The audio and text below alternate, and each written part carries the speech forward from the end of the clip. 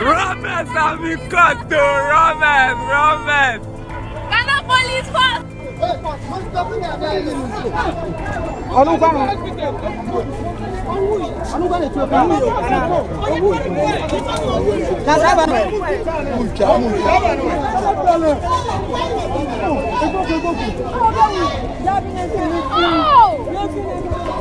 Oh God! Ghana policeman for Ghana police are moving forward. Oh God! Welcome back, guys. I trust you've been staying safe. Now, this is a breaking news coming from Ablekuma, Ghana, West Africa, where today, in the late hours of the afternoon, a bullion van was attacked by armed robbers in broad daylight, and the police officer who was manning the bullion van for protection was unfortunately shot upon and seriously injured. The robbers are reported to have made away with some money, and there are some question marks. 1. The CCTV is reported to allegedly not have been working for one reason or the other, but reports coming in indicated that they were not working because they were being serviced.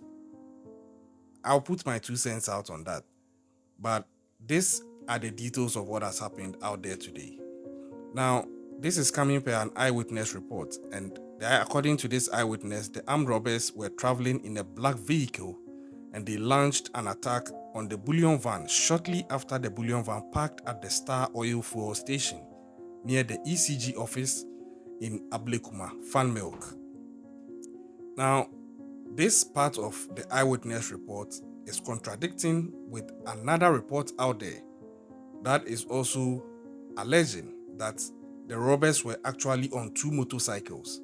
Personally, I've seen a footage of that robbery, but it seems to suggest that it could have been a footage of a different robbery, as you would see that this is actually a CCTV footage. But in this case, it's also been alleged that they couldn't have access to CCTV footage because the cameras were off because they were being serviced.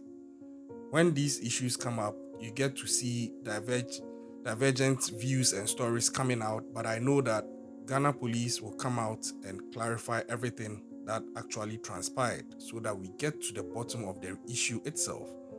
But what is a fact is that this robbery has actually happened in broad daylight at Ablekuma, near Ablekuma Farm Milk, a filling station called Star Oil Fuel Station. Now, the robbers targeted the police officers inside the van and fired on them twice. And in the process, they injured them in the shoulder and the abdomen. It is also being reported that approximately about 15 gunshots were exchanged between the robbers and the on-duty police officers at the fuel station. Unfortunately, the robbers managed to escape with the stolen money. And it's unfortunate. What puzzles me is that the incident occurred during a period when all the cameras were offline for maintenance. And as of now, the whereabouts of the bullion van driver remains unknown. However, the injured police officer has been taken to the hospital and the police have arrived at the scene at the time of this report. Now, my 2 cents on the CCTV not working. It could be anything. It could be a mere coincidence because CCTVs have to be serviced as per their expected standard operation. But the timing is of the essence because there's a theory circulating amongst some rumor mongers that there could be an inside person. What are the odds that the robbers came at the exact time that cash was being picked, and conveniently for them, cameras were also off? You know, it begs the question, could there be an inside man? And rightly so, because I don't know, they could be one of the luckiest robbers around, given that they are bold enough to commit a robbery in broad daylight at a filling station which has several witnesses, at a busy location like Ablekuma Farm Milk which have several pedestrians and witnesses, and then some way somehow one of the most effective means of identifying them or giving the security agencies a chance to even identify them based on whatever clue, which would have been the CCTV footage, turns out not to be available because they were off for maintenance. But these are conspiracy theories. They could be something or they could be nothing. It could be that it's just a mere coincidence, or it could also be that somebody from the inside gave them the tip that we will do this maintenance on this date. It coincides with the time that the bank usually comes to pick the cash, and as such, you can take advantage.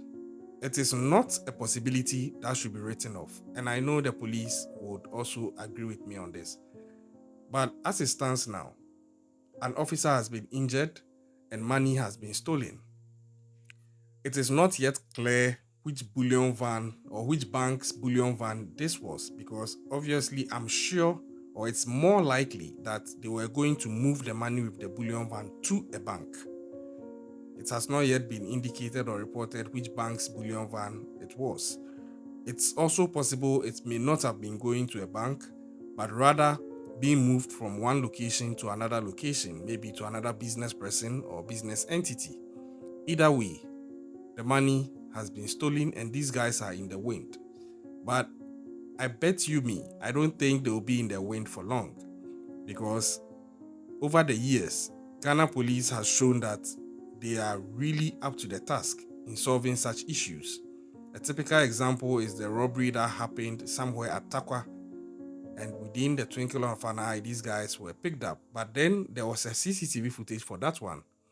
I don't know how the absence of the footage will limit this, but I also know the Ghana Police Service is very, very up to the task and they'll get ahead of this if they already aren't. I wouldn't be surprised if when they issue their statements, they're already talking about having some suspects in custody. Because I don't think that these criminals are more sophisticated than the police. I don't think so. I think the police are far ahead than most people give them credit for. So it's unfortunate. My heart goes out to the family of the injured police officer. I wish him a speedy recovery. It's not an easy job, honestly. And when it's in the open like that, the risks are so high. And I'm hoping that the police will also be able to make some breakthroughs quickly so that these recalcitrant people are gotten off the streets and prosecuted for the sake of public safety. We'll be following this case as and when there are updates. We are going to bring them to you. Until then, like I've been saying, keep an eye out and stay safe out there. You never know who is capable of what or who is planning what. These are everyday people. I wouldn't be surprised if it turns out that it was somebody from the inside, or somebody close to somebody from the inside, or somebody in the chain of the transaction in one way or the other. These things have happened in various forms over the years. So just follow protocol every time you are supposed to do something. Don't give people the benefit of the doubt and put down your defenses. Just do what you have to do, and I guarantee you it gives you a chance of staying safe. Subscribe to the channel if you haven't yet done so. Hit the notification button, share this video, and hey, we'll catch you next time.